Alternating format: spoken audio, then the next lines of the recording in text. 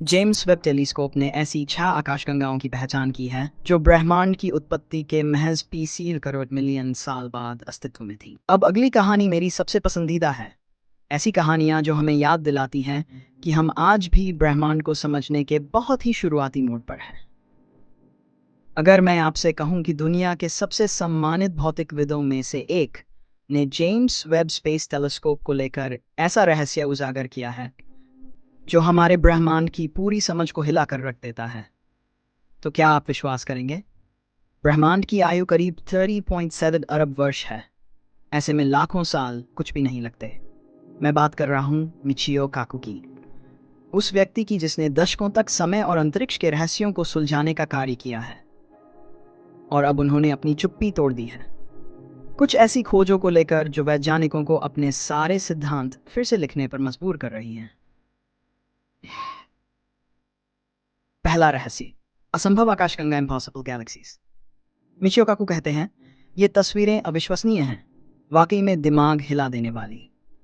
जब James Webb telescope ने पहली बार तस्वीरें भेजनी तो हमें उम्मीद थी कुछ सुंदर सी दूर की आकाशगंगाओं की झलक देखने को मिलेगी, लेकिन जो डेटा उसमें छिपा था उसने सबसे अनुभवी वैज्ञानिकों को भी सोच में डाल दिया कि शायद हम ब्रह्मांड की उत्पत्ति के बारे में जो कुछ जानते हैं वह गलत हो सकता है।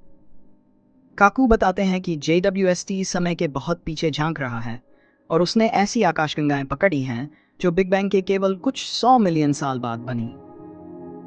और सबसे चौंकाने वाली बात यह है, वे छोटी कच्ची गैस और धूल की उलझी हुई संरचनाएं नहीं हैं, बल्कि ये तो विशाल, अत्यंत व्यवस्थित और विकसित आकाशगंगाएं हैं जिनमें सुसंगठित स्पाइरल आर्म्स और परिपक्व सितारे मौजूद हैं।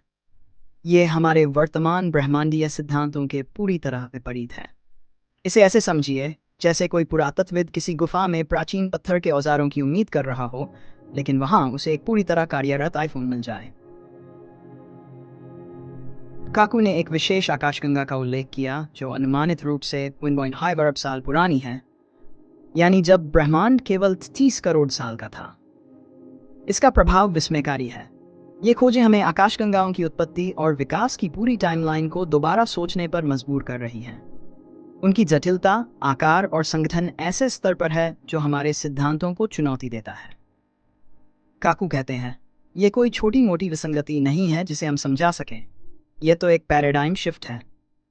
पूरी की पूरी विज्ञान की किताबें फिर से लिखी जाएंगी। दूसरा रहस्य, उन्नत एलियन सभ्यताएं। अब जरा और आगे बढ़िए। अगर ये प्राचीन असंभव आकाशगंगाएं आपको चौंका रही थी, तो अब सुनिए कि काकू क्या कहते हैं एलियन जीवन के बारे में और जो JWST हमें दिखा रहा है। यहां बात छोटे हरे आदमी की नहीं है। यहां बात उन सभ्यताओं की है जो हमसे हजारों या लाखों साल आगे हो सकती हैं। काकू का मानना है कि ब्रह्मांड में एलियन जीवन लगभग गणितीय रूप से निश्चित है।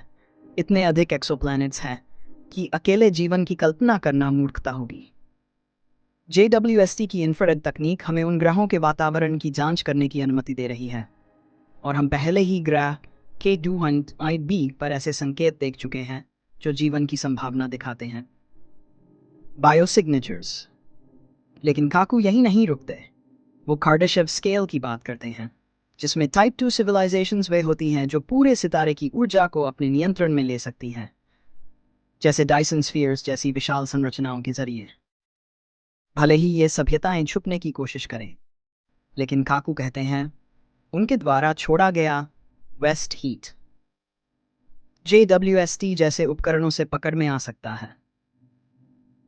तीसरा रहस्य, क्या एलियन अब जैविक नहीं रहे? काकू आगे बढ़कर एक और अविश्वसनीय बात कहते हैं, शायद सबसे उन्नत एलियन सभ्यताएं अब जैविक नहीं हैं। शायद उन्होंने अपने चेतन को पूरी तरह डिजिटल कर दिया है, और अब वो लेजर बीम्स की तरह शुद्ध सूचना, प्योर इंफॉर्मेशन के रूप में आकाशगंगाओं में यात्रा कर रही हैं। कल्पना कीजिए, एक लेजर हाईवे जिसमें अनगिनत एलियन सभ्यताओं की सोच और बुद्धि बह रही है, जो हमारी पृथ्वी के पास से गुजरती हैं, और हम अभी तक उन्हें पकड़ नहीं पाए क्योंकि हमारी तकनीक बहुत ही आदिम है। चौथा और अंतिम रहस्य, सिमुलेशन थ्योरी। और अब आखिरी रहस्य जो सबसे ज्यादा चौंकाने वाला है, क्या हो अगर ये सारा ब्रह्मांड ही एक सिमुलेशन हो?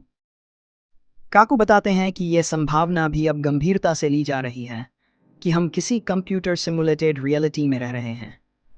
गैलेक्टिक संरचनाएं, समय, भौतिकी के नियम, ये सब शायद किसी सुपीरियर इंटेलिजेंस का डिज़ाइन किया हुआ सिस्टम हो। हम सब एक कोड का हिस्सा। निष्कर्ष: जेम्स वेब टेलीस्कोप केवल एक वैज्ञानिक उपकरण नहीं, ये हमारी सोच, हमारे अस्तित्व और हमारे ब्रह्मांड की समझ को पुनर्परिभाषित रीडिफाइन कर रहा है।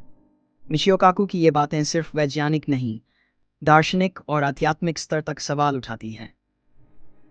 क्या हम वाकई में जानते हैं कि हम कौन हैं और कहाँ हैं?